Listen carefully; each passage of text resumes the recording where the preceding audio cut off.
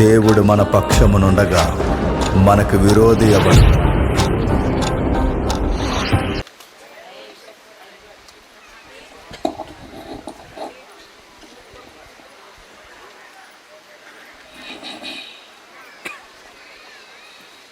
స్థానిక దైవజనులకి, సహోదరులు జాన్ బాబు గారికి, అలాగే సంఘ నాయకులకి, వేదిక మీద ఉన్న సేవకులకి, నా ముందు మాట్లాడిన ప్రతి దైవజనుడికి, ఇచ్చిన వారందరికీ క్రీస్తునామం శుభం. చిన్న ప్రార్థన చేసుకుందామండి. పరలోకమందున్న మా తండ్రి, ఈ ప్రత్యేకమైన తండ్రి క్రిస్మస్ బహిరంగ సభలో మీ పిల్లలందరూ వాక్యం కొరకు తండ్రి ఆసక్తితో కూర్చున్నారు. వారికి అర్థమయ్యే రీతిలో తండ్రి బోధించడానికి తండ్రి మమ్మల్ని వాడుకోండి.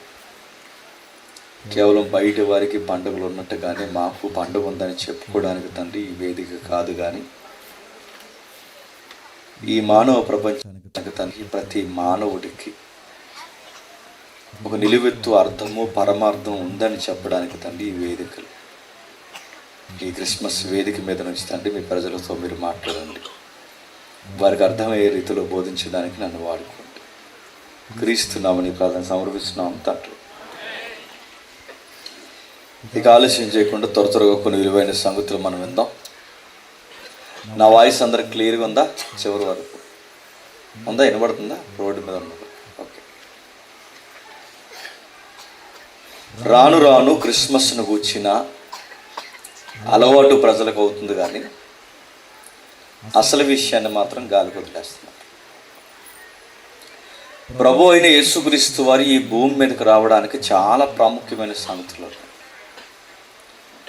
ఆయన పుట్టుకను గురించి కానీ, ఆయన బోధించిన విధానాన్ని గురించి కానీ, ఆయన జీవించిన విధానాన్ని గురించి కానీ, ఆయన మరణించి తిరిగి లేచిన విధానాన్ని బైబిల్ రచయితలు, బైబిల్ సువార్తికులు చాలా భద్రంగా పొందుపరిచారు.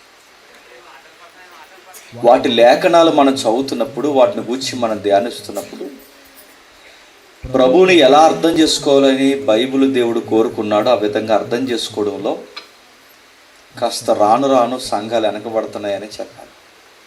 ఉదాహరణ చెప్తాను వినండి. ఒక దూరదేశంలో ఒక తండ్రి ఉన్నాడట. ఆ తండ్రికి ఈ కూతురు అంటే చాలా ఇష్టం.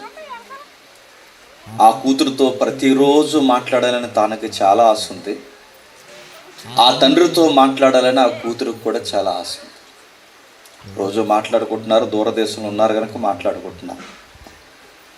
ఆ మాట్లాడుకుంటున్న ఆయన చేస్తున్న వ్యాపారము, ఆయన బిజీ స్కెడ్యూల్లో మాట్లాడడానికి ఆయనకు అవ్వట్లేదు కనుక నా కూతురికి నా తరపున ఏదైనా జ్ఞాపకార్థంగా పంపించాలని చెప్పి ఒక జ్ఞాపకార్థంగా మాట్లాడే పక్షిని పంపించారు.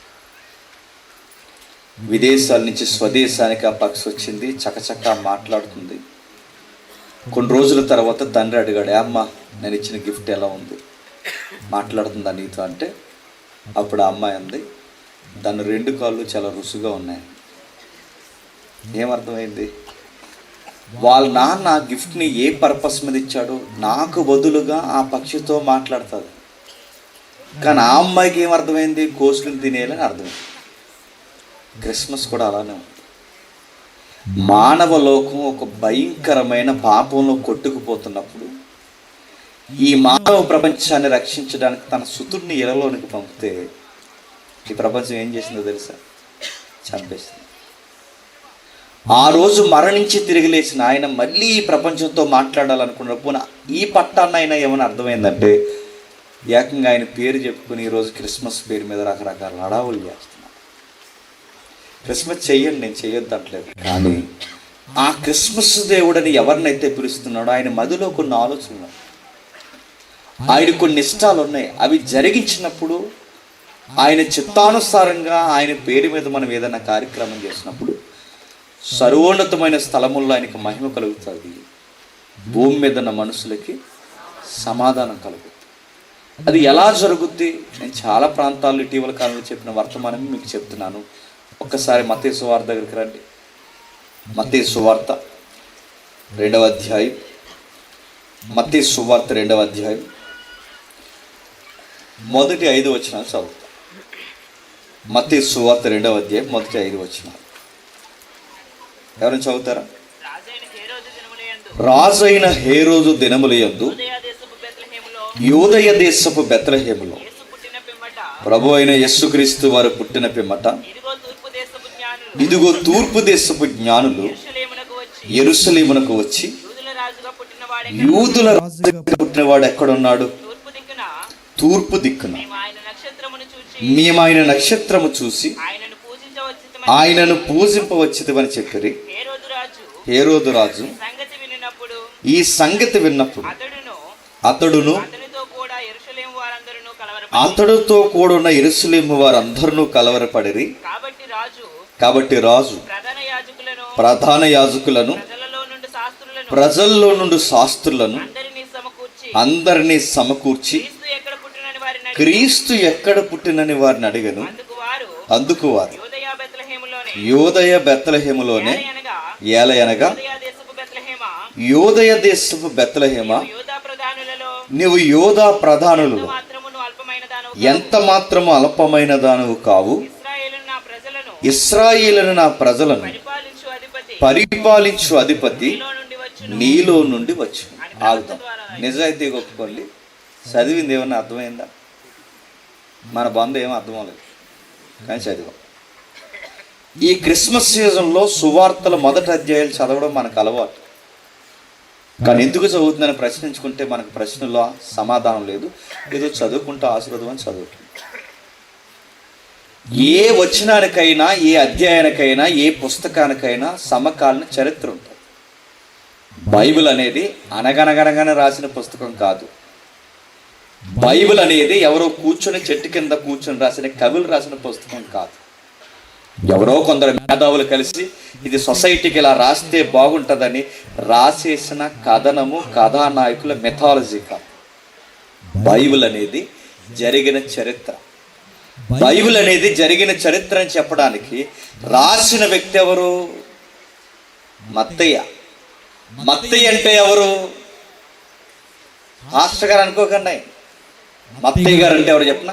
ప్రభుత్వం తరపున ప్రజల దగ్గర ముక్కు పిండి సుంకాన్ని అంటే ట్యాక్స్ వసూలు చేసే ఒక ట్యాక్స్ కలెక్టర్. ఇంకా మాట్లాడుకోవాలంటే అడ్డగోలు లంచాలకి, దొంగ సొమ్ముకి బాగా మరిగి డబ్బు బాగా కూడేసిన మన ట్రెండ్లో మాట్లాడుకోవాలంటే డబ్బుకు మరిగిన ఒక జలగ, లంచగొంటి. అలాంటి ఆయన్ని ప్రభు అయిన యేసుక్రీస్తు వారు మార్చాడు. అలాంటి ఆయన ప్రభు అయిన యేసుక్రీస్తు వారి మాటలకు పొడవబడ్డాడు. నేను అడుగుతున్నాను, లంచాలకు బాగా మరిగి అటు ప్రభుత్వం తరపున ప్రజల తరపున అడ్డగోలుగా సొమ్ము సంపాదించే వాళ్ళని వచ్చిన వెంటనే మారండ్రా అంటే మారిపోతారా? వాళ్ళ మారాలంటే బలమైన కారణాలు ఉండాలి. వాళ్ళ మారాలంటే బలమైన ఆధారాలు ఉండాలి.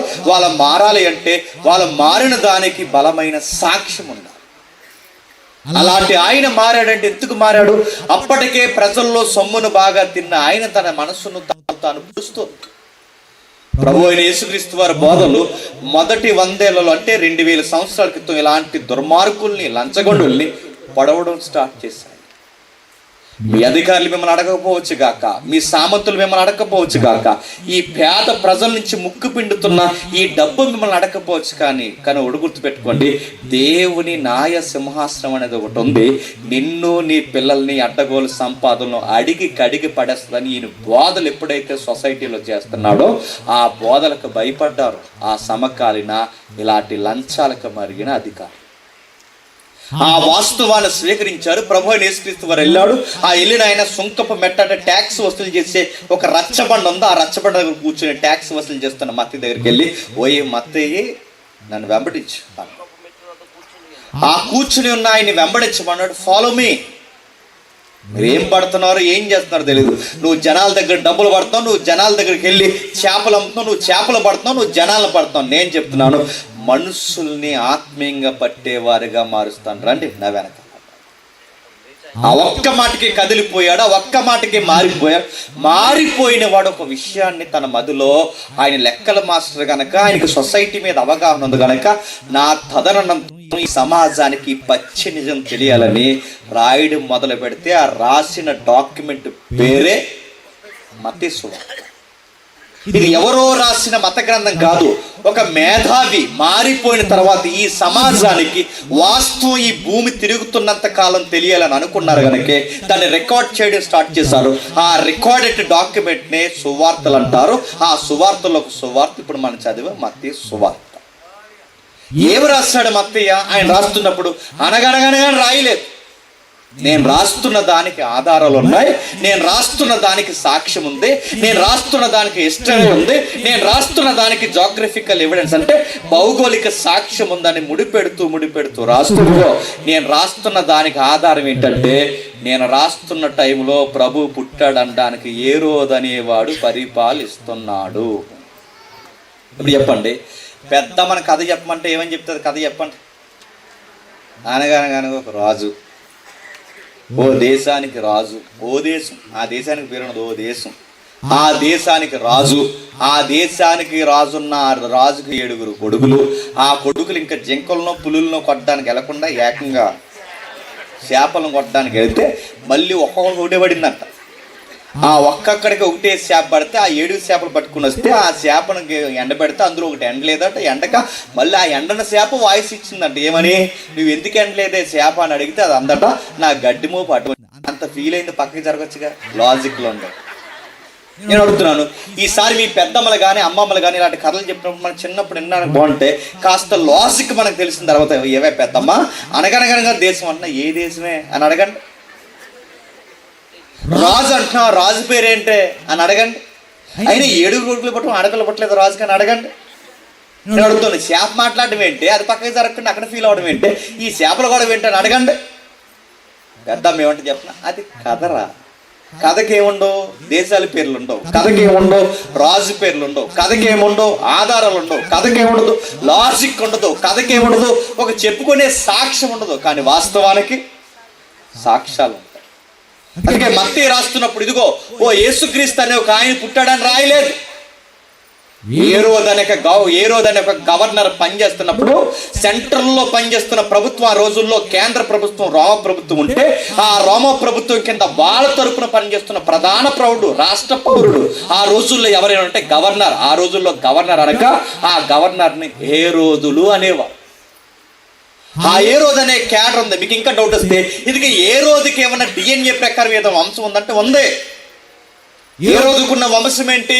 మీకు యాకోబు యాసావులు తెలుసుగా? తెలిసినా తెలియకపోతే తెలిసినట్టు చూడండి. యాకోబుకి యాసావు అన్నున్నాడు. ఆ అన్నకి యాసావుకి పిల్లలు పుడితే ఆ యాసావుకు పుట్టిన పిల్లలు ఎదోమీలు. ఆ ఎదోమీల నుంచి వచ్చిన వాళ్ళే చెప్పండి హేరోదీయులు. ఆ హేరోదీయుల్ని గవర్నర్స్ గా నియమించిందే రోమ ప్రభుత్వం. రోమ ప్రభుత్వం చరిత్రలో ఉందా లేదా? ఉంది. ప్రపంచాన్ని పరిపాలించిన ప్రభుత్వం రోమ ప్రభుత్వం ఉందా లేదా? ఉంది. దాని సామెతలు చదువుకునే సోషల్ బుక్ లో లేదా? ప్రతి రోడ్డు రోమం కలిసిందని ఒక సామెత ఉందా లేదా? రోడ్ల నిర్మాణం పెట్టిన వాళ్ళు, చట్టాల పరిధిని విస్తరింపజేసిన వాళ్ళు, ఎవడు ఎక్కడికైనా ప్రయాణం చేసిన యూనివర్సల్ లా తీసుకొచ్చిన వాళ్ళు. అలాంటి ప్రభుత్వం పనిచేస్తే ఆ ప్రభుత్వంలో గవర్నర్ ఒకరు పనిచేస్తే ఈ గవర్నర్ ని యూదుల మీద అధికారిగా పెట్టారు. యూదుల మీద ఎందుకు అధికారి పెట్టారు? యూదులకు పట్టాన్ని ఒక గొడవ కదా, అన్ని గొడవలే యూదులు. ఏంటి? వాళ్ళకి పాత నిబంధన ధర్మశాస్త్రం ప్రకారం గొడవలో విశ్రాంతి దినం పాటించకపోతే, గొడవలో సున్నతి చేసుకోకపోతే, గొడవలో ఎవరైనా ఆజ్ఞ అతిక్రమిస్తే, గొడవలు సాంప్రదాయాలు పాటించకపోతే, గొడవలు జాతి గొడవలు, సాంప్రదాయం గొడవలు, సివిల్ గొడవలు, ఇన్ని గొడవలు ఉంటే ప్రతి గొడవ తెచ్చి కేంద్ర స్థాయిలో పెడితే చెల్లుద్దా? అందుకే ప్రభుత్వం ఏం చేస్తుందంటే ఆ ప్రభుత్వం ఆ జాతికి సెషన్స్ కోర్టు, జిల్లా కోర్టు, హైకోర్టు, సుప్రీంకోర్టు ఎలా ఉంటుందో ఆ రోజుల్లో కూడా కొన్ని బెంచ్లు ఏర్పాటు చేసింది. ఆ బెంచ్లు ఒకటి ఏంటంటే సన్హెడ్రిన్ సభ అంటారు. దాన్నే పెద్దల సభ. దాన్నే బైబిల్ అని చెప్పిన పరిసయ్యులు శాస్త్రులు అంటారు చూసారా? వాళ్ళనే సన్హెడ్రిన్ సభలో యాక్టివ్ మెంబర్స్ అనమాట. అంటే అది దిగువ స్థాయి సెషన్స్ కోర్టు లాంటిది అనమాట. ఏదన్నా గొడవ వస్తే ముందు పెద్దల దగ్గర తీసుకెళ్ళారు. అంటే చూడండి, ప్రభు అయిన యేసుక్రీస్తుని అరెస్ట్ చేసిన వెంటనే ఎక్కడ తీసుకెళ్లారు? పెద్దల దగ్గర, ప్రధాన యాజకుడి దగ్గర తీసుకెళ్ళారంట. ఆ ప్రధాన యాజకుడి దగ్గర ఎందుకు తీసుకెళ్లారంటే ముందు కోర్టు ఏంటంటే వాళ్ళకి పెద్దల సభ. ఆ పెద్దల దగ్గర తీసుకెళ్తే అక్కడ తేలని గొడవని నెక్స్ట్ స్టేజ్ ఏంటి చెప్పిన హేరోదు దగ్గర తీసుకొస్తారు. హేరోదు దగ్గర కూడా తేలకపోతే మూడో స్టేజ్ ఏంటంటే పిలాతు దగ్గర తీసుకొస్తారు. పిలాతు దగ్గర కూడా తేరకపోతే కైసరు చక్రవర్తి దగ్గర తీసుకొస్తారు. ఇది కేడర్. ఇప్పుడు చెప్పండి, ఏరోద్ అనేది సెకండ్ బెంచ్ అన్నమాట. ఆ ఏరియాలో ఈయనకి ప్రతి గొడవ గవర్నమెంట్ దగ్గరికి రాకుండా వాళ్ళ మత సాంప్రదాయాలు అన్నిటినీ చక్కబెట్టడానికి వాళ్ళ మీద ప్రభుత్వం పెట్టిన మనిషే ఏరోదు. ఇప్పుడు బాగునండి, ఆ రోజుల్లో మన గవర్నర్ అట్లా, ఆ రోజుల్లో వాళ్ళు ఏమన్నారంటే రాజు, కింగ్ అన్నారు. ఇప్పుడు బాగునండి, ఈ కింగ్ దగ్గర కొంతమంది వచ్చారట. ఎవరు వచ్చారు? తూర్పు దేశపు జ్ఞానులు. ఇప్పుడు చెప్పండి, తూర్పు దేశపు జ్ఞానులు వచ్చి రాజునే ఏమని అడిగారట? రాజు ఎక్కడ అని అడిగి. ఇప్పుడు అడిగి ఎలా ఉంటుందండి? చెప్పండి, రాజుకున్న వాడికి రాజు దగ్గర వచ్చి రాజు ఎక్కడంటే వాడి గవర్నమెంట్ సేక్ అవదా? పైగా నా హయాంలో, నా నియోజకవర్గంలో, నా యోధా ప్రాంతంలో ఇప్పుడు ప్రభుత్వానికి ప్రతినిధిగా ఉండగా కొత్త ప్రభుత్వం పుట్టిందంటే నువ్వు కళ్ళు పూసుకున్నావేట అధికారి, అక్కడ ఏదో కొత్త ప్రభుత్వం ఫామ్ అవుతుందంటే మన ప్రభుత్వానికి వ్యతిరేకంగా మరలా ఒక కౌంటర్ ప్రభుత్వం ప్రారంభమవుతుందంటే, ఒక అపోజిషన్ ఫామ్ అవుతుందంటే నువ్వేం చేస్తున్నావు అక్కడ కోడిగిడ్డి మీద? చెప్పండి, ఎంట్రుగా బీగుతున్నావు అని అడుగుతాడు. అడగా నువ్వేం చేస్తున్నావు అక్కడ నిలబడి? నువ్వు పరిపాలిస్తున్నావు, పరిపాలించలేదా? ఏదో కొత్త ప్రభుత్వం అంటున్నారు, ప్రజల్లో కొత్త స్లోగన్ వచ్చింది, రాజు అంటున్నారు, కింగ్ అంటున్నారు. ఇలాంటి కింగ్స్ ప్రజల్లోంచి మాపు ఫామ్ అయితే మన ప్రభుత్వం పడిపోద్ది. నువ్వేం చేస్తున్నాడు? పైన ప్రభుత్వం ఎవరిని అడుగుతుంది? ఈయన అడుగుతుంది. అందుకే వీడి టెన్షన్ వచ్చింది, కలవరం వచ్చింది. అయినా వీడికి ప్రభుత్వం అనగానే బాగుందండి, ఈ అధికారం అనగానే పిచ్చి. మహాయేరోదు అనే చరిత్ర మీరు హిస్టరీలో చదవండి. వాడికి ఎంత పిచ్చి అంటే ఆ అధికారానికి పిల్లమే అడ్డొస్తుందని పిల్లని చంపేశాడు. నేను చెప్తున్నా, పిల్లలు అడ్డొస్తారని పిల్లల్ని చంపేశాడు. మూడో చెప్తున్నా, తమ్ముడిని చంపేశాడు, తమ్ముడు పిల్లల్ని చంపేశాడు. ఇంకా అర్థం కావాలంటే వాడి వంశంలో ఎవడైనా నెక్స్ట్ పదకి ఎవడైనా వస్తాడేమో అని చంపేశాడు. ఇలాంటి క్రూరుడికి ఇప్పుడు కొత్తగా రాజు ఎక్కడని అడిగితే ఇప్పుడు ఆ రాజు ఎక్కడ ఉన్నాడని ఎదుగుతాడా ఎతకడా? అర్థమైంది. రాజు ఎక్కడని తూర్పు దేశాల నుంచి వచ్చి అడుగుతున్నారంటే ఏంటి సబ్జెక్ట్ అంట? వాకప్ చేశాడు, డిస్కవరీ చేశాడు. ఆ డిస్కవరీలో ఎవరైతే ఉన్నారో స్క్రైబ్స్, శాస్త్రులు ఎవరైతే ఉన్నారో వాళ్ళని పిలుచుకొచ్చారు. ఆ పిలుచుకొచ్చి ఇలా అన్నాడు, ఇదిగో డాక్యుమెంట్స్, పాత నిబంధనలు మీకు ఉన్నాయిగా, ఆ పాత నిబంధనలో రాజు అభిషక్తుడు అంటున్నారంటే అసలు క్రీస్తు ఎక్కడ పడుతారు ఒకసారి డాక్యుమెంట్ తిరగండి అంటే వాళ్ళు తిరగేస్తే మేక అనే ప్రవక్త ఉన్నాడు చూసారా, ఆ ప్రవక్త రాసిన రెఫరెన్స్ వీళ్ళు దొరికింది. ఆ రెఫరెన్స్ ఏంటంటే బెత్లెహేంలో పుడతాడని రికార్డ్స్ చెబుతున్నాయి. ఆ బెత్లెహేం ఎవరి నియోజకవర్గంలో ఉంది? వీడికి టెన్షన్ వచ్చింది. అంతే. ఆ చూసిన టైం, తూర్పు దేశాల్లో చూసిన టైం చూశాడు, వచ్చిన సమయాన్ని రెండిటిని లెక్కేశాడు. ఆ లెక్కేస్తే వాడికి తేలిన లెక్క సంఖ్య 2 సంవత్సరాలు. ఎన్ని సంవత్సరాలు? 2 సంవత్సరాలు. 2 సంవత్సరాలు తేలిన దాన్ని మనం ఎట్లా చెప్పగలమంటే పిల్లల్ని చంపేయమన్నాడు. ఎంతమందిని? 2 సంవత్సరాల లోపు ఉన్న పిల్లల్ని చంపేమన్నాడు. ఇప్పుడు చెప్పండి, 2 సంవత్సరాల లోపు ఉన్న పిల్లల్ని చంపేమన్నాడంటే ఇప్పుడు తూర్పు దేశాల నుంచి జ్ఞానులు ప్రయాణం చేసి వస్తే ఇక్కడికి వచ్చే సమయానికి తూర్పు దేశపు జ్ఞానుల కంటే తూర్పు ప్రాంతాల నుంచి యెరూషలేం ప్రాంతానికి వచ్చేసరికి జ్ఞానులకి ప్రయాణానికి పట్టిన సమయం ఎంత? 2 ఏళ్ళు అన్నమాట. 2 ఏళ్ళ సమయం పట్టిందంటే మీరు జాగ్రత్తగా చూడండి.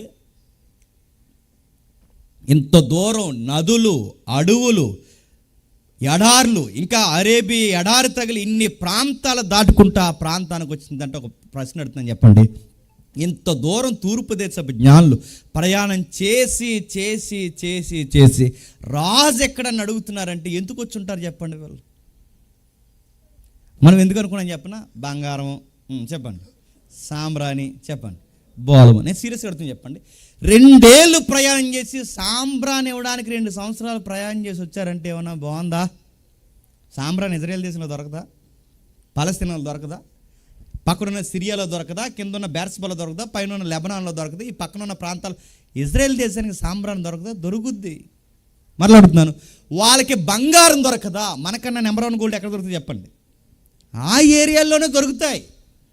అడుగుతాడు, బంగారం ఇవ్వడానికి 2 ఏళ్ళు ప్రయాణం చేశారు వచ్చారంటే వినడానికి బాగాలేదు, సాంబ్రాన్ని ఇవ్వడానికి వచ్చారంటే బాగాలేదు, బోలం అంటే చచ్చిపోయిన శవానికి రాస్తారు, ఈ బోలం ఇవ్వడానికి వచ్చారంటే బాగాలేదు. అంటే ఈ మెటీరియల్ కోసం ఇంత దూరం రాలేదు. వీళ్ళు వచ్చింది దేనికంటే పదార్థం ఇవ్వడానికి కాదు. వాళ్ళ నోటంటే వస్తున్న మాట ఏంటంటే రాజు ఎక్కడా?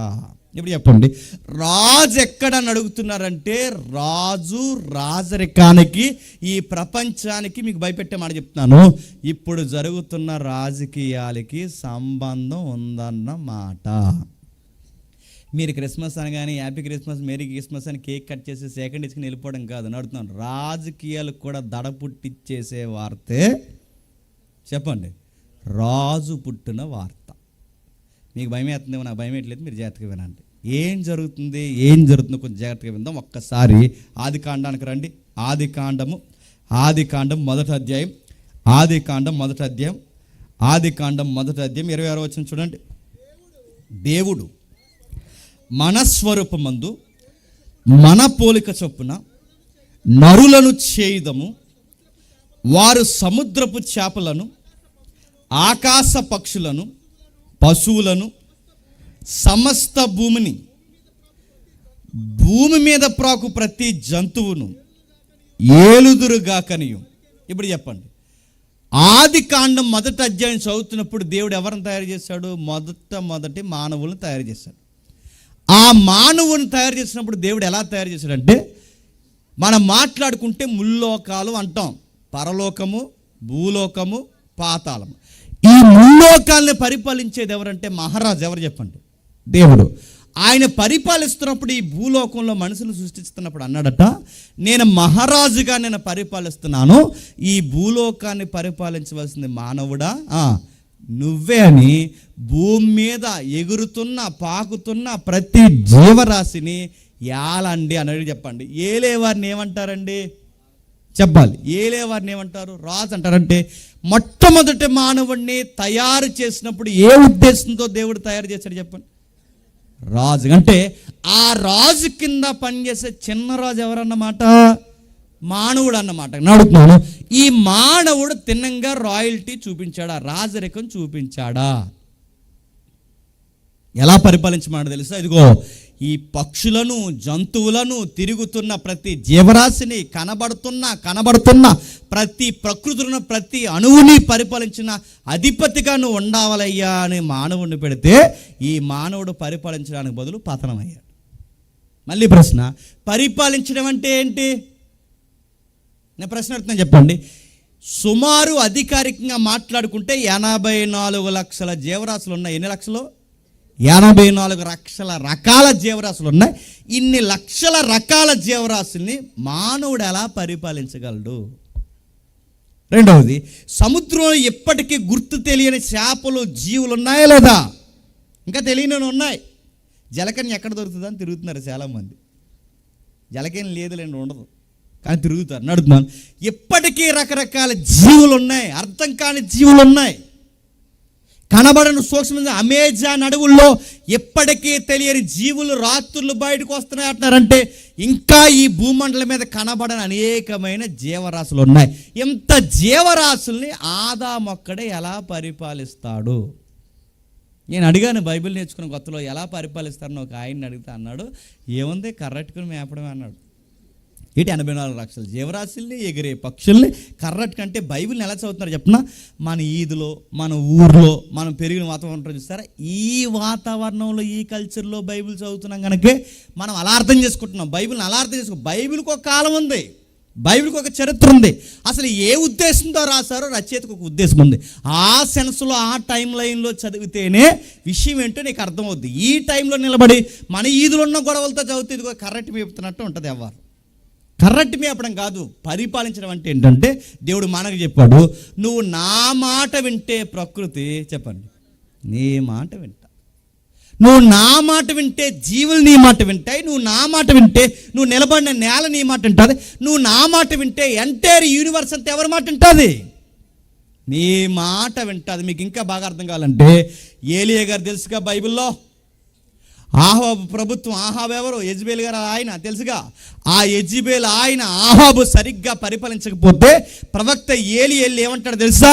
నీ ప్రభుత్వం సరిగ్గా పరిపాలించట్లేదు కనుక ఈ ప్రకృతి 3.5 సంవత్సరాల వర్షం పడడం మానేస్తుంది అన్నాడు. ఇప్పుడు చెప్పండి, ప్రభుత్వం సరిగ్గా పరిపాలించకపోతే ఏం పడ్డం మానేస్తాయి?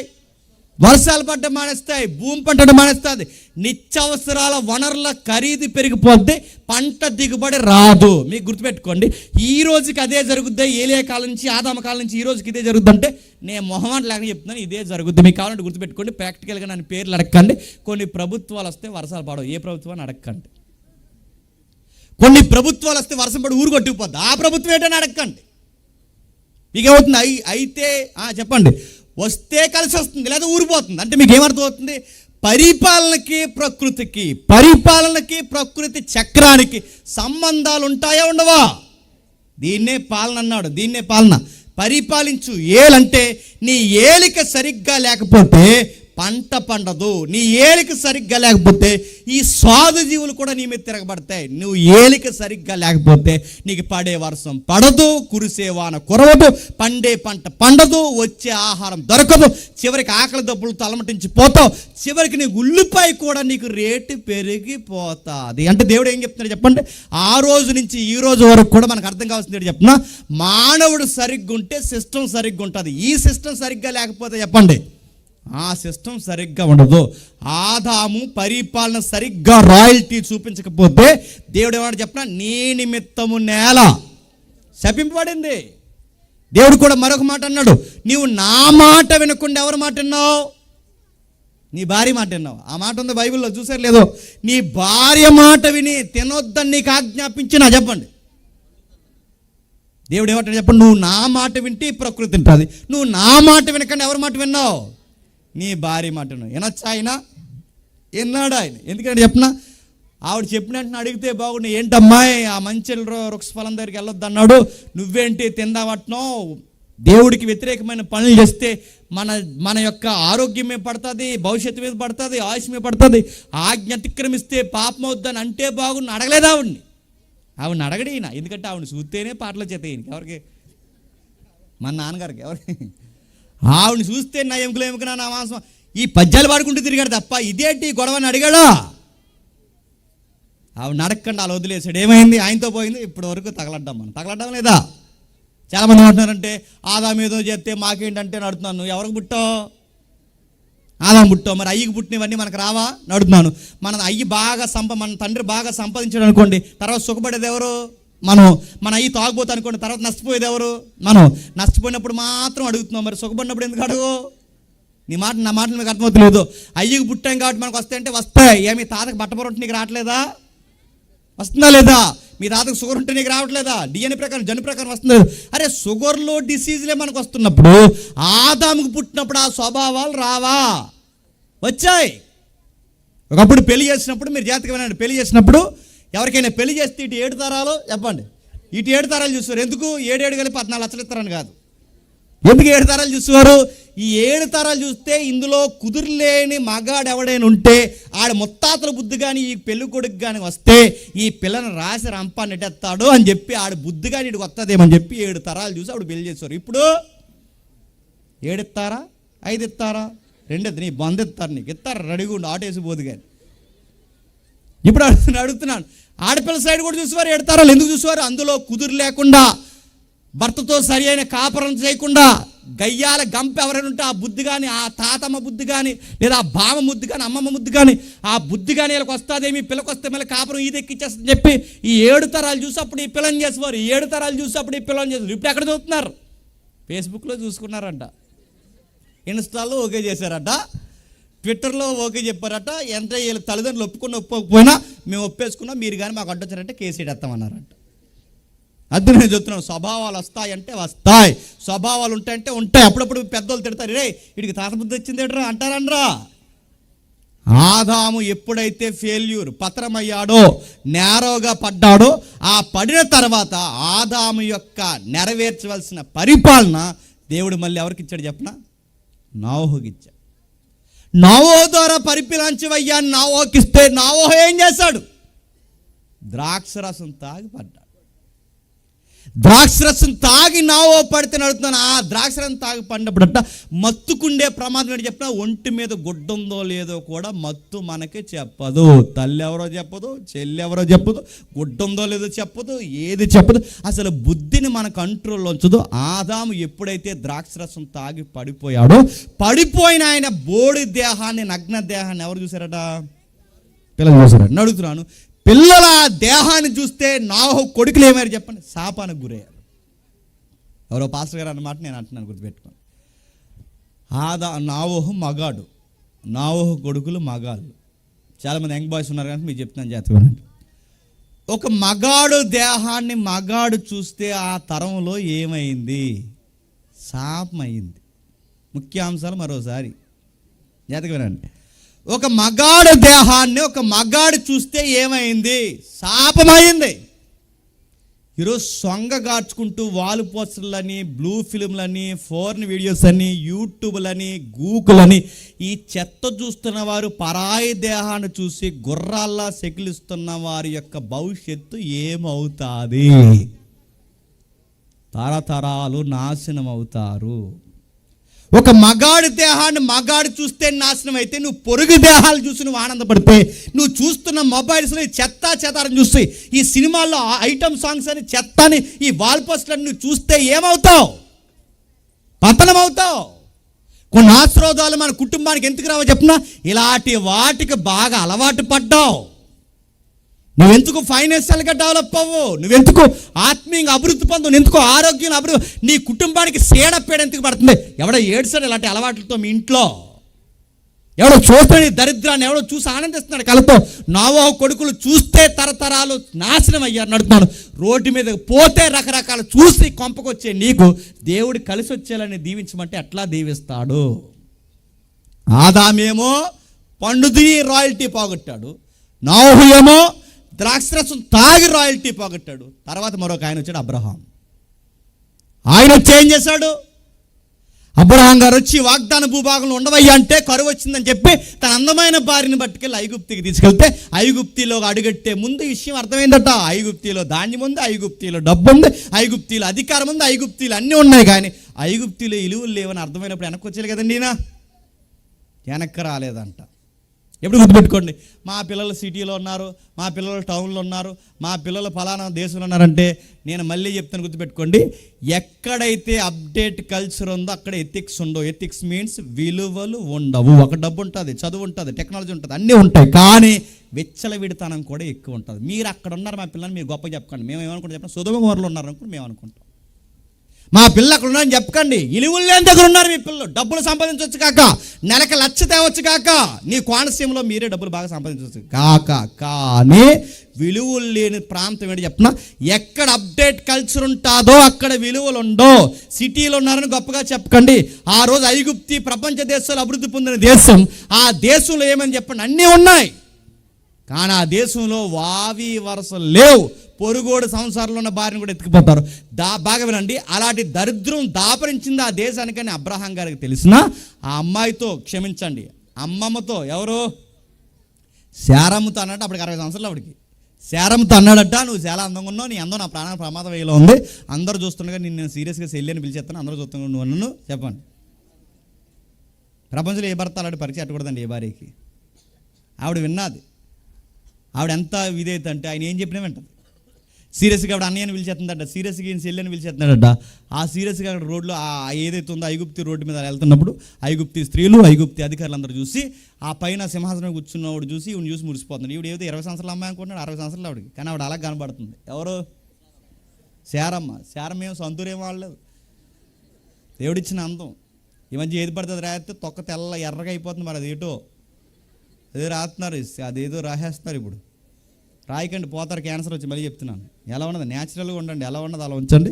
కాకపోతే మీకు ఏమంటే న్యాచురల్గా ఏదన్నా వాడితే వాడండి, అంతేగాని ఏ చెత్త పడితే ఆ చెత్త వాడితే తెలుగులో సామెత ఉంది, ఎలకతోలు ఏడాది ఉతికిన నలుపు నలుపే కానీ తెలిపోదు, నువ్వు 2 నిమిషాలు బయటకు వస్తే మళ్ళీ ఒరిజినాలిటీ వచ్చేస్తుంది. కాబట్టి శారమ్మ ఒరిజినాలిటీ తన అందాన్ని చూసి ఫిదా అయ్యాడు.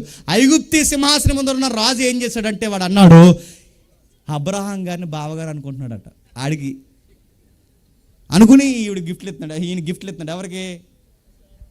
ఇలాంటి దుర్మార్గమైన పనులు అక్కడ జరుగుతున్నప్పుడు పోయినప్పుడు ఏం జరిగింది చెప్పండి. దేవుడు దిగాడు, రాత్రి ఒక వార్నింగ్ ఇచ్చాడు, అబ్బాయి నువ్వేనుకుంటున్నావు, ఆయన సెల్లు ఏం కాదురా, వాళ్ళ అమ్మాయి వాళ్ళ ఆవిడ, నువ్వు తెల్లారేసరికి పంపలేదంటే మొత్తం నీ కుటుంబాన్ని వ్యాధులు చేసి చంపాడేస్తాను ఏమనుకుంటున్నాను. కానీ ఆడి కంగారు వచ్చి, ఏం బాబు చెల్లన్నో ఎవరు, రాత్రి దేవుడు నాకు వార్నింగ్ ఇచ్చాడు తీసుకెళ్ళిపోన్నప్పుడు ఆ వస్తూ అబ్రహాం ఏం తీసుకొచ్చాడు చెప్పండి, ఓ పెద్ద శాపం తెచ్చుకున్నాడు. ఆ శాపం ఏంటి చెప్పిన, ఇదే దేశంలోని పిల్లలు 400 సంవత్సరాలు బానిసలుగా ఉంటారని ఒక ప్రవచనం తెచ్చుకున్నాడు.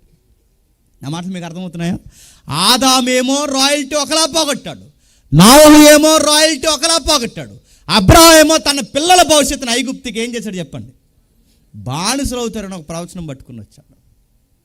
తర్వాత ఏమైంది?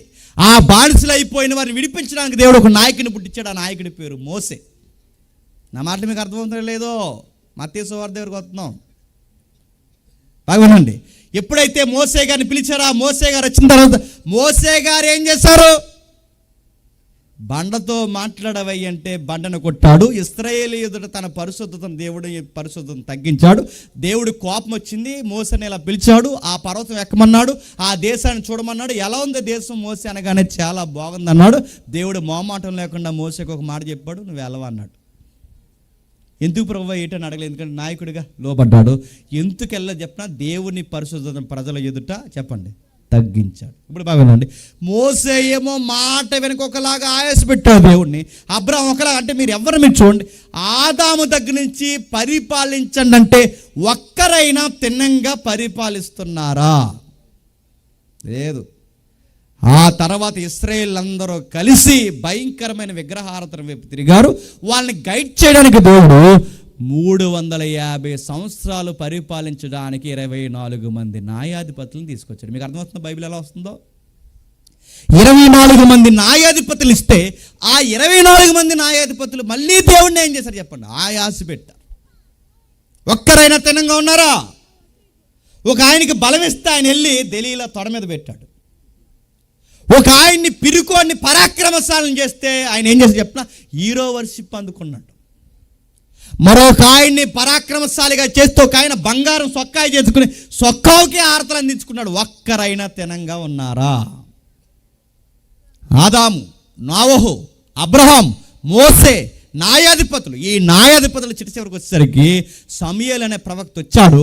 ఆ సమూయేలు ప్రవక్త రిటైర్ అయిపోయాడు.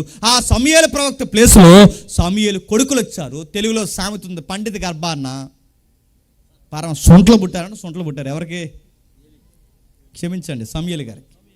సమూయేలు గారు పుడితే సమూయేలు కొడుకులు ఏం చేశారు? లంచాలకు మరిగారు. ఏలీ కొడుకులు ఒకలా చెడిపోయారు, సమూయేలు కొడుకులు మరోలా చెడిపోయారు. సమూయేలు కొడుకులు సమూయేలుకే చెడ్డ పేరు తెచ్చేంతగా ఎదిగారు. దేశమంతా గుసగుసలు మాట్లాడుకుంది, ఇదేంటి తండ్రి ప్రవర్తన ఈ కొడుకులు లేదేంటి? సమూయేలుకో మాట చెప్పాలి. సమూయేలు ఉండగానే ఇలా లంచాలకు మరిగి దొంగ తీర్పులు తెచ్చి పేదోళ్ళని అన్యాయం చేస్తున్నారని ప్రజల్లో గుసగుసలు స్టార్ట్ అయ్యి ప్రజలందరూ మాట్లాడుకుని వాళ్ళందరూ కలిసి ఒక వాయిస్ బయటకు ఇచ్చారు. ఆ వాయిస్ ఏంటి చెప్పనా? నువ్వు ఉండగా మాకు ఒక రాజు కావాలి అని. మనకి రాజు ఏంటయ్యా అని అడిగారు. మాకు అంత అనవసరం, నీ కొడుకులు నీ వంటి ప్రవర్తన గలవారు కారు, నువ్వు ఉండగానే ఇలా చేస్తున్నారంటే మాకు నచ్చలేదు.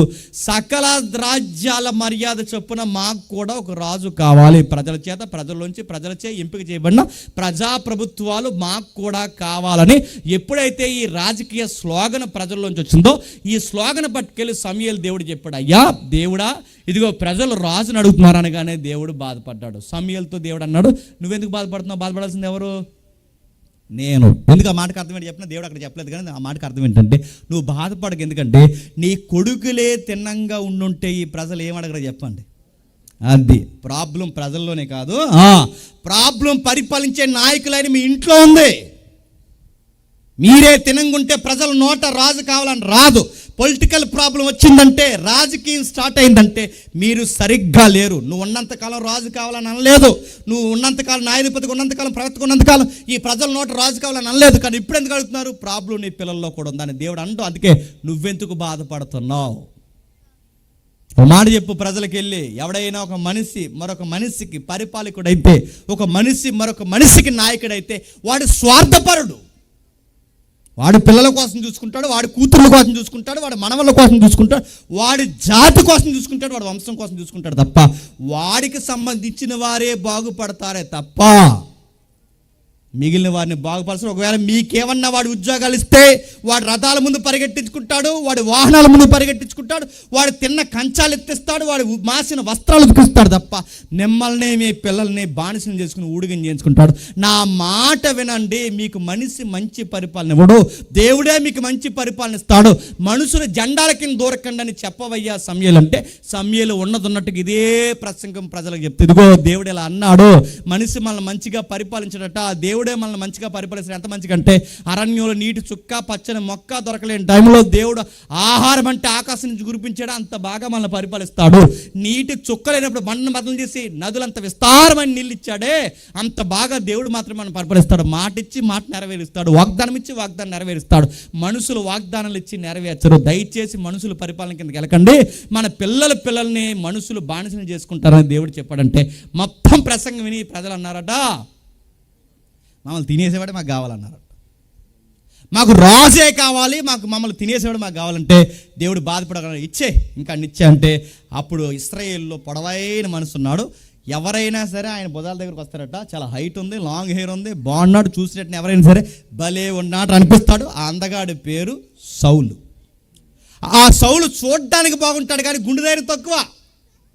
చాలామంది బాగుంటారు చూడడానికి, కానీ చెప్పండి ఉండదు. చీకటి అంటే భయం, బొద్దింక అంటే భయం, బాత్రూమ్కి వెళ్ళాలంటే భయం అడిగి. మరి అంత ఎందుకు ఎదిగాడో నాకు అర్థమవుతుంది. సౌలుకు కూడా అలాంటి భయమే. సౌలు కోసం చరిత్ర రాయబడి మీరు చూడండి. సౌలు ఎంత పిరికోడంటే ఆయన ఇంటికి ఎవరైనా చుట్టాలు వస్తే సై ఫీల్ అవుతాడంటే మొహమాటం అంట. ఎవరైనా చుట్టాలు వస్తేనట్ట చుట్టాలు కానీ సిగ్గుపడిపోతాడు లోపల ఉండి. ఎవరు చాలామంది ఆ టైప్ ఉంటారు చూసారా. చుట్టాలు వస్తే చుట్టాలు కానీ సిగ్గుపడిపోతారు. ముందు వెళ్ళరారు గదిలోంచి బయటికి. సౌలు గారు కూడా ఎలాంటి చెప్పినా లోపల ఉన్నాడు భయపో. ఎవరైనా కొత్త వస్తే మిది మీద పోయాడట, ఎవరైనా కొత్త వస్తే గదిలో పోతున్నాడంట. ఇలాంటి పిరుకోడిని దేవుడు పరాక్రమశాలిగా చేసి రాజుని చేస్తే 2 సంవత్సరాలు పరిపాలించేసరికి ఎంత కుళ్ళుడైపోయాడు చెప్పినా అతని ముందు ఎవడో మంచి బట్టలు కూడా వేసుకోకూడదు. ఇలాంటి సింహాసనం ఎక్కిస్తే ఎలా పరిపాలించాడు చెప్పినా అతని ముందు ఎవడో పొగడబడకూడదు. ఓ గొర్రెల కాపల కుర్రోడు 16 సంవత్సరాల కుర్రోడిని ఆయన ముందు పొగిడారు. అది దేశానికి మేలు చేశారని పొగిడితే ఆ పొగడతో తట్టుకోలేకపోయాడు. ఆ కుర్రోడి పేరు మీకు తెలుసు, దావీదు. ఆ కుర్రోడిని పొగిడిన పొగడత కూడా మీకు తెలుసు. దావీదుకు 10,000, సౌలుకి 1000. ఈ ఎప్పుడైతే సౌలుకి 1000, దావీదుకు 10,000 అన్నారో, ఏంటి రాజుకి 1000, ఏంటి గొర్రెలు కాసుకునేవాడికి చెప్పండి 10,000 అని చెప్పి ఆ రోజు అసీ పెట్టుకున్నాడు. వీడిని ఎలాగే వదిలేస్తే పబ్లిక్లో హీరో అయిపోయేలా ఉన్నాడని చెప్పి ఎలాగైనా సరే తొక్కేయాలని దొంగ అధికారి సౌలు అనుకుని పౌలు గారిని సౌలు గారు దావీదు గారిని ఎలాగైనా తీసేయాలనుకుని చెప్పి పరిగెట్టించాడు. ప్రజల పరిపాలన కన్నా నా పదవి ఎవరు లాగేసుకుంటాడన్న భయంతోనే చివరికి పరిగెట్టి ఆ అసూయ చేత దావీదుని చంపబోయి చివరికి తానే సూసైడ్ చేసుకుని చచ్చిపోయాడు. మీకేమర్థం అవుతుంది?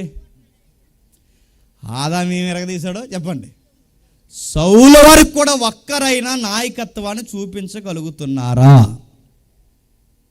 సరే సౌలు పోతే పోయాడు. దేవుడికి ఇష్టమైన మనుషుడు వచ్చాడు తెర మీదకి. ఆయన గారి పేరు 2వ రాజు. ఎవరు చెప్పండి? ఇశ్రాయేలు 2వ రాజు. ప్రశ్న అడుగుతున్నాను చెప్పండి మొహమాటం లేకుండా. దావీదు గారు ఏమి ఎరగదీశారు? చాలా రాజరికమైన కార్యాలు ఉన్నాయి. ప్రార్థన పౌరుడు, మనకన్నా చాలా మంచోడు. కానీ దేవుడిని ఆయాస పెట్టాడు లేదా? మాస్గా చెప్పిన పక్కోడు కొంప పాడు చేశాడు. ఒక అమాయకుని చంపించేశాడు. తన కౌగుట్లో బారిన తన కౌగుల్లోకి తెచ్చుకున్నాడు. హత్యకు తెరదీశాడు.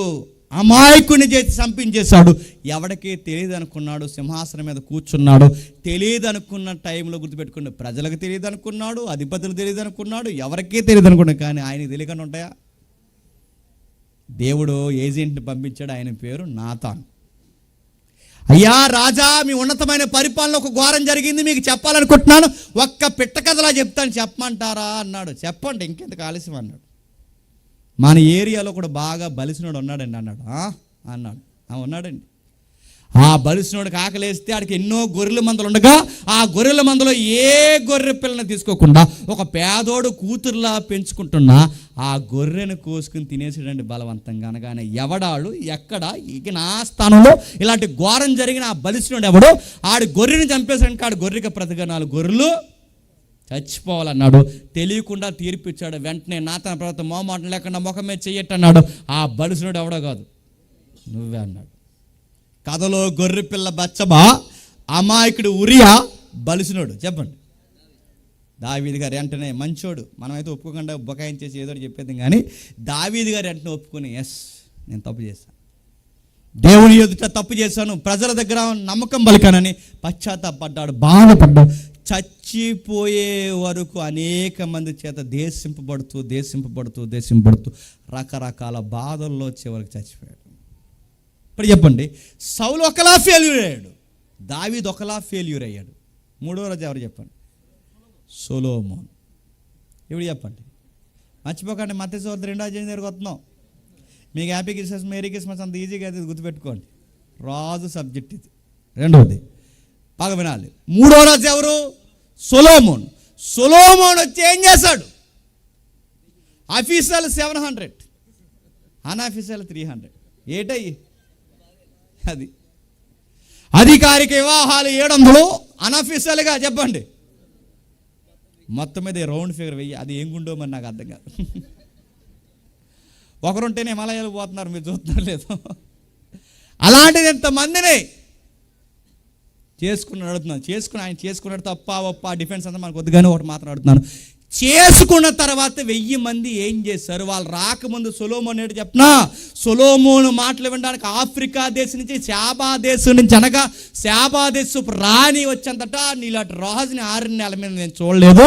అసలు నీలాంటి వాడి దగ్గర నేను పని మనిషిగా జాయిన్ అయిపోయి నీ ఇంట్లో ఏదైనా ఊడిగం చేసుకుంటే చాలా అంత జ్ఞానం చెప్తున్నావు. దేవుడు నీకు ఎంత జ్ఞానం ఇచ్చాడయ్యా?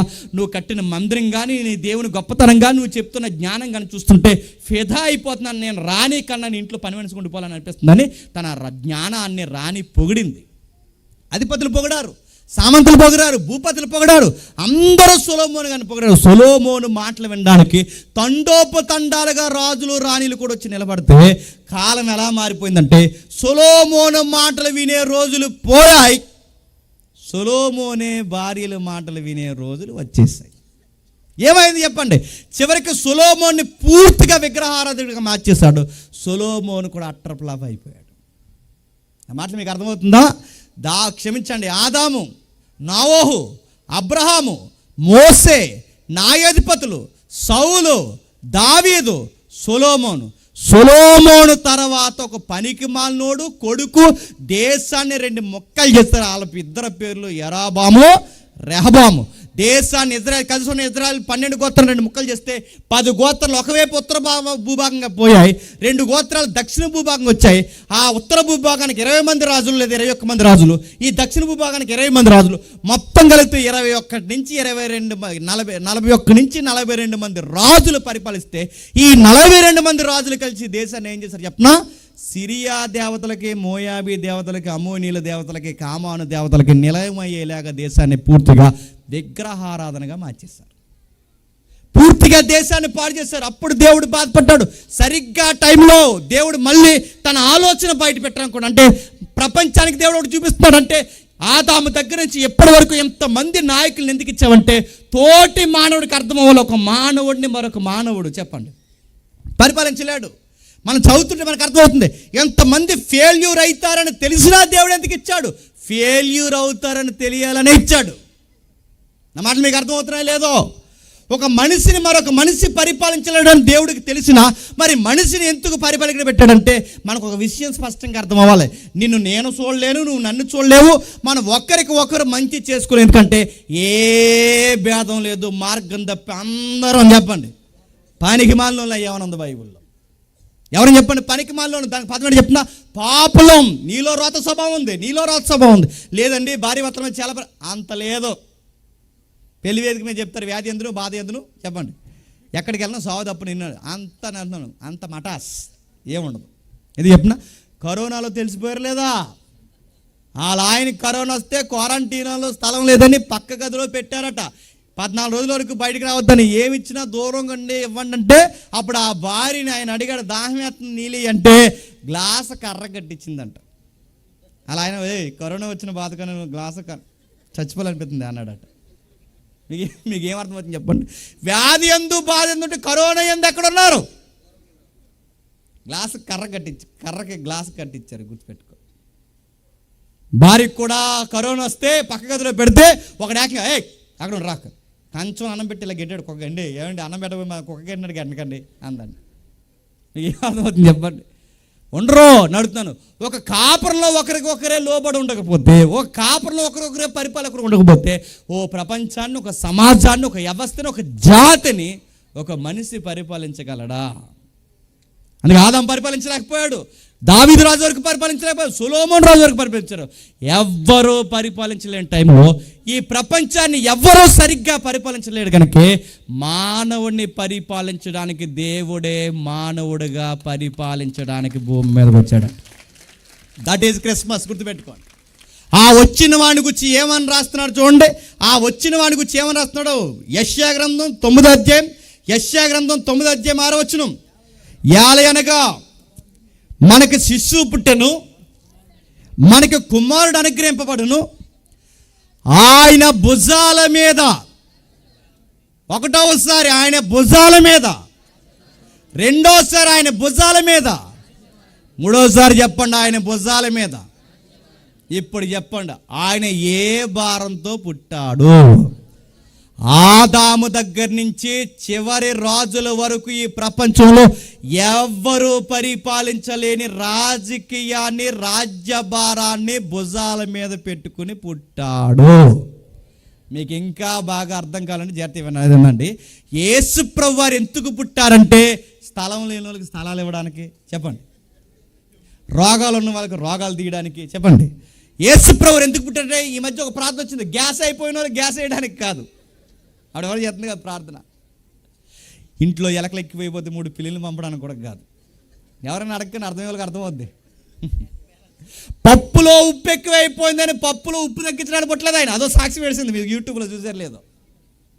ఆయన పుట్టిన దానికి ఇల్లు ఇవ్వడానికి, వాకులు ఇవ్వడానికి, జబ్బు తీయడానికి, గడ్డలు తీయడానికి, మీకు ఏదో అప్పులు ఇవ్వడానికి, డిఎస్సిలో ఒక మార్క్ ఇవ్వడానికి కాదు.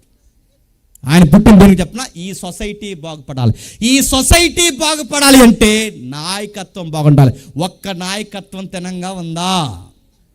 మీరు ఏ నాయకుల కింద ఉండండి, ఏ జెండాల కింద దూరండి. నేను సీరియస్ చెప్తున్నాను, కొన్ని మాటలు మీకు భయపెట్టచ్చు, కానీ నాకు భయం లేదని చెప్తున్నాను.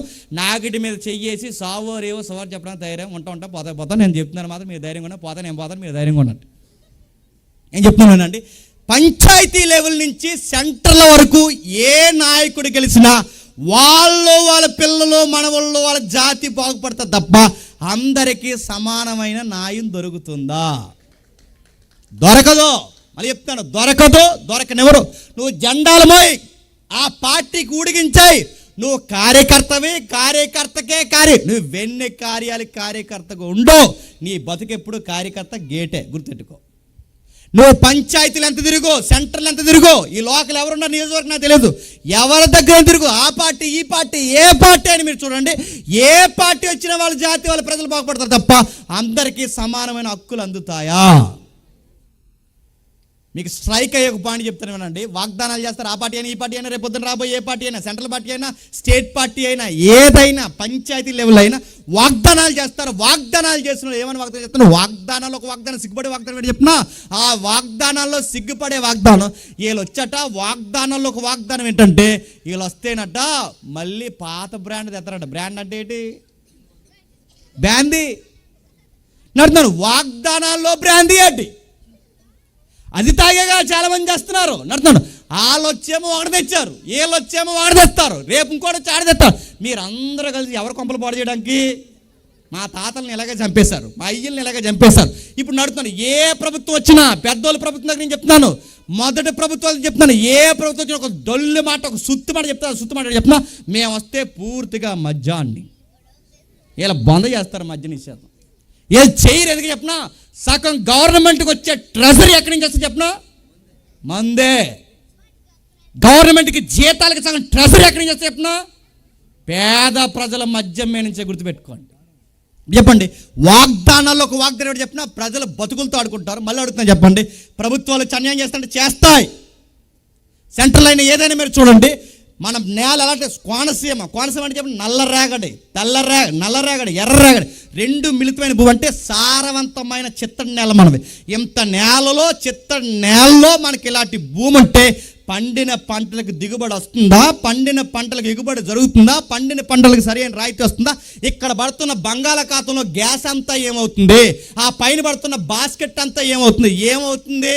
మన కళ్ళు కప్పి చెప్పండి అమ్మేసి వీళ్ళ కుటుంబాలు పోగేసుకుంటున్నారు. ఏ ప్రభుత్వం వచ్చి ఇదే చేస్తుందో లేదు చెప్పండి. ఇప్పుడు చెప్పండి, ఇప్పటికే సెంటు నేల కోసం ప్రభుత్వాలు చుట్టూ తిరుగుతున్నారంటే ఏమనాలి? ప్రభుత్వాలు బాగున్నాయా? నడుతున్నాను. అధిక సరి అయిన విద్యలాకి ఏడుస్తున్నారంటే ప్రభుత్వాలు బాగున్నాయా? ఆడొచ్చేమో ఇది మార్చేస్తాడు, ఈడొచ్చేమో ఆడవేస్తాడు. అందరూ యూనిఫామ్ మార్చేసి వాళ్ళు వచ్చారు, మనకి చదువు మార్చేవాళ్ళు లేరు. ఆడొచ్చి మాట్లాడు, ఈడొచ్చి ఆడతాడు. ఎవరు వచ్చిన ఏం చేస్తారు అని అడుగుతున్నాను. ఏం చేస్తారు? మీ జాతిని బాగు చేసుకుంటారు, మీ కులాన్ని బాగు చేసుకుంటారు, మీ తాలికోలను బాగు చేసుకుంటారు. మీ మీద ఏమైనా తెగన మాఫియాలు ఉంటే అవి కొట్టించుకోవడానికి తిరుగుతారు. అంతేనా మీ అధికారాలు? తూర్పు దేశాల అధికారులకు అర్థమైందంట. ఏమర్థమైంది చెప్పండి? ప్రపంచ దేశాల్లో ఆఫ్రికా ఒక దేశం ఉంది, అమెజాన్ అడవులతో నిండిపోయింది. ప్రపంచంలో అక్కడ దొరికిన వనరులు ఎక్కడ దొరకవు, అక్కడ దొరికిన వనరులు ఎక్కడ దొరకవు. కానీ ప్రపంచంలో అక్కడ ఉన్న వనరులు ఎక్కడ లేకపోయినా ప్రపంచంలో ఉన్న కరువు, అధిక కరువు ఎక్కడ ఉంది చెప్పండి? ఎందుకుందో చెప్పండి? నాయకత్వం ప్రాబ్లం. నేను అడుగుతున్నాను, ఇన్ని వనరులు ఉన్నా ఎందుకు కరువు వస్తుంది చెప్పండి? నాయకత్వం ప్రాబ్లం. ఇంత కోనసీమ పచ్చ కనబడుతున్న ఎందుకు మనకి ఇంకా నీరు, ఇంకా నీడ కోసం ఏడ్చేవాళ్ళు ఎందుకున్నారు చెప్పండి? నాయకత్వం ప్రాబ్లం. జాతి వైర్యాలు, కుల గొడవలు, చెత్త చెదారం ఇవన్నీ పెట్టి రాజకీయాలు చేయడం. అందుకే చెప్పండి, ఒక పరిపాలన ఎప్పుడు మనిషికి మంచి పరిపాలన ఇవ్వదు. ఇప్పుడు చెప్పండి, ఈ పరిపాలన కింద ఎవరైనా చేసే సౌలు దగ్గర నుంచి ఇప్పటివరకు చేసేది మనుషులు వాళ్ళని అన్యాయమే జరుగుతుంది కనుక ఈ మనుషులకి కావాల్సిన అత్యవసరమైనది ఏంటో తెలుసా? నాయకత్వం కావాలి. ప్రజలకి సరి అయిన నాయకత్వం కావాలి, సరి అయిన రాజు కావాలి. అందుకే తూర్పు దేశాల్లో రాజులున్నా ఆ రాజుల్ని కాదని జ్ఞానాన్ని ఎవరు ఎత్తుక్కుంటూ వచ్చారు చెప్పండి? రాజు కావాలి. ఎందుకు? మాకు రాజులు ఉన్నారు, మాకు పరిపాలకులు ఉన్నారు, వాళ్ళ కింద ఏం లేదు చెప్పండి?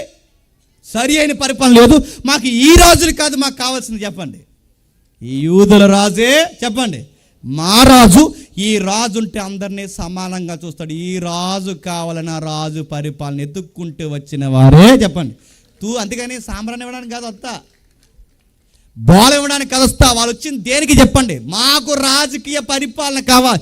ఈ రాజు అయితే అందరినీ సమానంగా చూస్తాడు. ఈ రాజు కింద స్త్రీలని లేదు చెప్పండి, పురుషులని లేదు, కుష్ఠోడినైనా శుద్ధి గలవాడినైనా ఒక్కళ్ళలాగే చూస్తాడు ఈ రాజు. ఆ రాజు భూమి మీద 33 సంవత్సరాలు సంచరించినప్పుడు ఊరంతా తీసుకెళ్లి కుష్టి వ్యాధిగస్తులను బయట చేస్తే ఆ కుష్ఠోలు అక్కడ నిలబడి, దావీదు కుమారుడా మమ్మల్ని కరుణించవయ్యా అంటే కుష్ఠోలు చేతులు పట్టుకున్న ఒకే ఒక్క రాజు ఎవరు చెప్పండి? ఆయన పేరు నజరేయుడైన యేసు. ఈ కుష్ఠోలు చేతులు పట్టుకోమండి అధికారులనే. వాళ్ళకి కాలనీ ఇచ్చారు, ఆ కాలనీ పేరు లెపర్సీ కాలనీ. నేను అడుగుతున్నాను, పేదోళ్ళ చూస్తారు, వ్యాధిగస్తులు చూస్తారు. ఒకరు చచ్చిపోతే శవ రాజకీయం చేయలేదు ఆయన. ఆ రాజు శవ రాజకీయం చేయలేదు. ఆయన చచ్చిపోతే ఏం చేశాడు తెలుసా? ఆ పేద 20 కూతురు, ఆ కొడుకు చనిపోతే ఊరంతా పాడానికి వెళ్తే ఆ పాడి నాపి, ఆ పేదరికాన్ని నీకు భర్త లేడు, ఈ ఉన్న ఒక్క బిడ్డ కూడా పోతే నీకు తోడు లేడని చెప్పి ఆ పాడిని ముట్టి ఆ బిడ్డను కూడా బ్రతికించి మళ్ళీ ఆ తల్లి ముఖంలో చిరునవ్వులు నింపేసిన రాజు చెప్పండి, నజరేయుడైన యేసు. మళ్ళీ చెప్తున్నానండి, ఒక కానాను ఊర్లో పెళ్లి జరుగుతుంటే ఆ పెళ్లి పరువు రోడ్డు మీద పడుతుంది. ద్రాక్షరసం అయిపోయి ఆ పెళ్లి పరువు రోడ్డు మీద పడిపోతుందని ఆ పెళ్లి పరువుని, గౌరవాన్ని భుజాల మీద వేసుకుంది ఎవరు చెప్పండి? ఒకే ఒక్క రాజు, ఆయన పేరు నజరేయుడైన యేసు. మీకేమర్థమవుతుంది చెప్పండి? మీకు ఏ బాధ ఉన్నా, ఏ సమస్య ఉన్నా, ఏ కష్టమున్నా, ఏ సంతోషమున్నా ఈ అధికారుల దగ్గరికి వెళ్ళకండి. ఎందుకంటే మీ బాధ వాళ్ళకి అర్థం కాదు, మీ సమస్య వాళ్ళకి అర్థం కాదు. మీకు ఏ బాధ ఉన్నా మీకు వాగ్దానం ఇచ్చి పిలుపునిచ్చిన ఒక రాజు ఉన్నాడు. ఆయన పేరుని చెప్పిన నజరేయుడైన యేసు. ఆయన ఏమని చెప్పిన? ప్రయాసపడి భారం మోసుకుంటున్న సమస్త జనులారా. సమాధానం ఎలా ఉంటుంది నేను చూపిస్తాను. మీ దగ్గర దొరికిన సమాధానం, మీకు దొరికిన సమాధానం నేను పరిపాలిస్తాను. నా యొద్దకు రండి. ఎంత బాగా పరిపాలిస్తారంటే ఆయన చెప్తున్నాడు చూడండి, కూడు కావాలా, నీడ కావాలా, బట్ట కావాలా, వాకిలి కావాలా, ఆరోగ్యం కావాలా, ఇస్తాను. ఇవన్నిటికీ సూత్రం ఒకటే, నా రాజ్యము చెప్పండి, నా నీతిని ఎతకండి, అప్పుడు అవన్నీ మీకు ఇస్తాను. నా పరిపాలన కిందకి రండి, ఖచ్చితంగా ఇస్తా అంటే ఇస్తాడు. అందుకే చూడండి, మొదటి శతాబ్దంలో పేతురు గారు ప్రసంగం చేస్తే ఎన్ని వేల మంది మారారట? 3,000 మంది, 3,000 మంది, 5,000 మంది, 5,000 మంది, 6,000 మంది అయ్యారు. 6,000 మంది కలిసి తీసుకున్న నిర్ణయం ఏంటి తెలుసా? చరస్థిరాస్తులు అమ్మి చెప్పండి, అపోస్తుల పాదాల పెట్టి ఎవరెవరికి అక్కర్లు ఉన్నాయో వాళ్ళందరికీ చెప్పండి పనిచేశారంటే మీకు ఏమర్థంతో? యేసు ప్రభు దగ్గర ఉన్న వారు ఎలా ఉంటారు చెప్పనా? నాది మాదండ్రో చెప్పండి, మందే. సమాజ స్థాపన జరగాలంటే మళ్ళీ చెప్తున్నాను, మావో వల్ల జరగలేదు, మార్కిజం వల్ల జరగలేదు, లెనినిజం వల్ల జరగలేదు, ఏ విప్లవం వల్ల జరగలేదు, ఏ చైనా దేశపు కమ్యూనిజం వల్ల ఎక్కడ జరగదు, హిట్లర్ వల్ల కూడా జరగలేదు. సమాజ స్థాపన జరగాలంటే మొదటి శతాబ్దంలో జరిగింది. అది సంఘంలో జరిగింది. ఎలా జరిగింది చెప్పినా? ప్రభువును బట్టి జరిగింది. ఊరంతా జాతి భేదం లేకుండా, ఊరంతా వర్గ భేదం లేకుండా, ఊరంతా ప్రేమను రాగాలతో ఉండాలంటే ఈ ఊరందరూ వెళ్ళాల్సింది నియోజకవర్గం కింద కాదు. చెప్పండి, యేసు ప్రభు రాజ్యంలోకి రండి, శాంతి సమాధానంతో బతుకుతారు. సంఘంలోకి రండి, శాంతి సమాధానంతో బతుకుతారు. నిజంగా ఆయన పట్టించుకుంటాడు. ఆయన ఎక్కడంటే ఆయన కనబడడు, కానీ ఆయన కార్యాలు మాత్రం కనబడతాయి. ఆయన నీకు వినబడకపోవచ్చు, కానీ నీకు జరుగుతున్న మేలు మాత్రం అందరికి వినబడేలా చేస్తాడు. ఒక్క ఉదాహరణ చెప్పి నేను ముగిస్తాను, జాతికి వినండి. నాకు ఇష్టమైన ఎగ్జాంపుల్ ఇది. ఒక ఊరిలో చింత చచ్చిన పులుపు సావన ప్రెసిడెంట్ ఉన్నాడు. ఏడని అడగండి. ఇంకా ఒక ఊరిలో, ఏ ఊరని కూడా బ్రేక్లో అడగండి.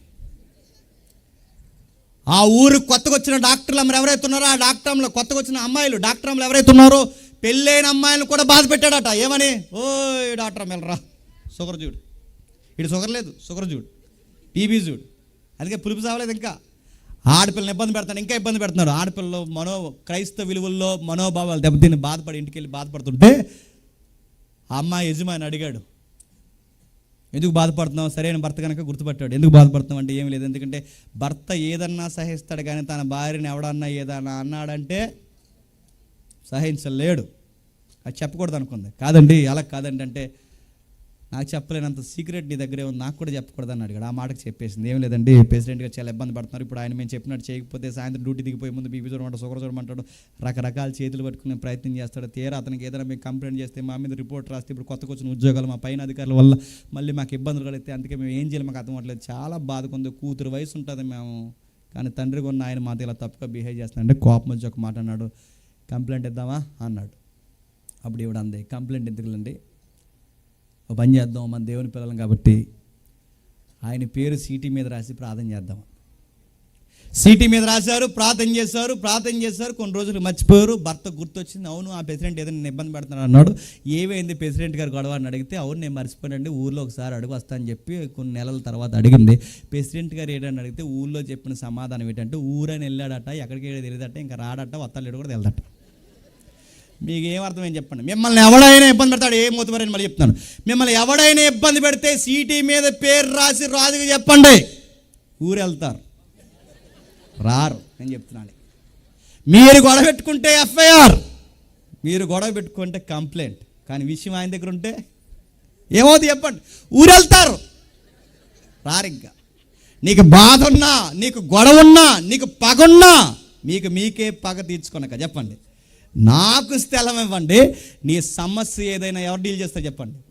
అదే చూడండి, ఈయన్ని బలంగా నమ్మున ఎలా ఉంటారు చెప్పిన, ముగిస్తున్నాను ధైర్యంగా ఒక మాట చెప్పి, ఈయన్ని బలంగా నమ్మున ఎలా ఉంటారు చెప్పిన, సెంట్రల్లో కాంగ్రెస్ వచ్చినా భయపడరు, సెంట్రల్లో బీజేపీ వచ్చినా భయపడరు, స్టేట్లో వైసీపీ పోయినా భయపడరు, స్టేట్లో టీడీపీ ఓడిపోయినా భయపడరు, లేదా టీడీపీ వచ్చినా వైసీపీ వచ్చినా సంబంధం లేదు. ఇక్కడ సీఎం ఎవరైనా మన గొడవ లేదు, అక్కడ రేవంత్ రెడ్డి వచ్చినా పర్లేదు, కేసీఆర్ వచ్చినా పర్లేదు, అక్కడ మోడీ వచ్చినా పర్లేదు, రాహుల్ వచ్చినా పర్లేదు, ప్రపంచంలో ఏం జనలేదు, పుతేన్ ఇండియాకి 70 సార్లు వచ్చినా పర్లేదు, మనకే సంబంధం లేదు. అందుకు చెప్పినా, ఈ ఎన్నిసార్లు చెప్పినా మన మనసు ఎవరి మీద లేదు చెప్పండి, ఈ అధికారులు కదా మనం పరిపాలిస్తుంది వీళ్ళ మీద. అందుకే ఈ సీఎం మారిపోయినా మాకు భయం లేదు, ఇంకో పిఎం వచ్చినా మాకు భయం లేదు, ఇంకొక పిఎంతో మాట మాకు భయం లేదు, ఎందుకంటే మమ్మల్ని పరిపాలించేది వీళ్ళని మేము అనుకోవట్లేదు. మేము ఓటైతే చేస్తాం, కానీ మనం పరిపాలించే రాజు ఒకే ఒకరు, ఎవరు చెప్పండి, నాథరుడైన యేసు. అందుకే ఈ నోటి పదం మనం బెంగెట్టుకోం. మా నాయకుడు ఓడిపోయాడు, రేపు నుంచి బతకడానికి కొబ్బరి సెట్ ఎక్కం దూకడానికి, గెలితే లేదు మన, ఎందుకంటే ఒకరిని ఎక్కించేవాడు ఆయనే చెప్పండి, ఒకరిని దించేవాడు ఆయనే. మేము ఈ పరిపాలన కింద లేవు, ఈ రాజుల్ని పరిపాలించే చెప్పండి, ఆ రాజు కింద ఉన్నాం. ఈ పాయింట్ కొరకు వచ్చారు ఎవరు చెప్పండి, తూర్పు దేశపు జ్ఞానులు. అయ్యా ఈ రాజు పరిపాలన మాకు కావాలి, మా పరిపాలనలో సరి అయిన మాకు వనరులు అందట్లేదు, మాకు ఈ రాజు కావాలన్న రాజుని ఎత్తుకుని వస్తే ఆ రాజు భుజాల మీద ఏ భారం పెట్టుకుని ముట్టాడు చెప్పండి. ఈ ప్రపంచంలో ఎక్కడెక్కడ అన్యాయం జరుగుతుందో, ఎక్కడెక్కడైతే పేదలకు అన్యాయం జరుగుతుందో ప్రతి ఒక్కరిని సమానంగా మార్చడానికి ఈ రాజకీయ భారాన్ని భుజాల మీద పెట్టుకుని పుట్టిన వ్యక్తే ప్రభు అయిన యేసుక్రీస్తు. అది క్రిస్మస్. అందుకే మనుషులకు ఆయన ఎక్కడుంటే అక్కడ భూమి మీద మనుషులకి సమాధానం ఆయన బట్టి సర్వోన్నతమైన స్థలంలో చెప్పండి. మహిమ ఆయన ఎక్కడొస్తే అక్కడ కుల గొడవలు ఉండవు, ఆయన ఎక్కడుంటే అక్కడ మత గొడవలు ఉండవు, ఆయన ఎక్కడుంటే అక్కడ క్రైస్తవం ఏం చేస్తే చెప్పినా ఇతరులను ప్రేమిస్తుంది. మీకు అర్థమైతే మేము చెప్తున్నాను, ఇది నిజమైన క్రిస్మస్ అని ఆ రాజు కింద ఉన్న వాళ్ళని మీకు అర్థమైతే ఈ క్రిస్మస్కి మీరే వండేసుకుని తినేయకండి, లేని వాళ్ళకి పెట్టండి. ఈ క్రిస్మస్కి ప్రతి ఏడాది మీకు మీరే కొత్త బట్టలు వేసుకుని తిరిగేకండి, కనీసం ఆ పాత బట్టలైనా ఎవరికైనా ఇవ్వండి.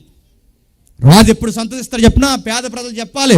ఒక అడుక్కుని ఆయన అంటున్నాడు, ఈ నెలలో మాకు కొత్త దుప్పట్లు వస్తాయి, ఈ నెలలో మాకు కొత్త ఆహారం వస్తుంది, సంవత్సరం నుంచి తిన్న బిర్యానీ పలావ్ కూడా మాకు దొరుకుతుందంటే ఆ పేదోడు అన్న మాట చెప్పినా ఎందుకు వస్తుందని అడిగితే ఈ నెలలో రాజు పుట్టాడు అందుకు వస్తాయి. ఆయన పేరు మీద మాకు బట్టలు పంచుతారు, ఆయన పేరు మీద మాకు అన్నం పెడతారు, ఆయన పేరు మీద మమ్మల్ని వాదారుస్తారు, ఆయన పేరు మీద మాకు భుజాల మీద చేతులు. అది చెయ్యండి, అప్పుడు దేవుడికి చెప్పండి హ్యాపీ క్రిస్మస్ అని. దేవుడు ఆనందిస్తాడు, దేవుడు మిమ్మల్ని బట్టి ఆనందిస్తాడు, మీరు కూడా ఆనందిస్తారు. లేని వాళ్ళకి పెట్టండి, లేని వారికి పంచండి, ఎవరైతే బట్టలు లేవో భోజనం లేదో వాళ్ళందరికీ పెంచండి. ఆయన పేరు చెప్పండి.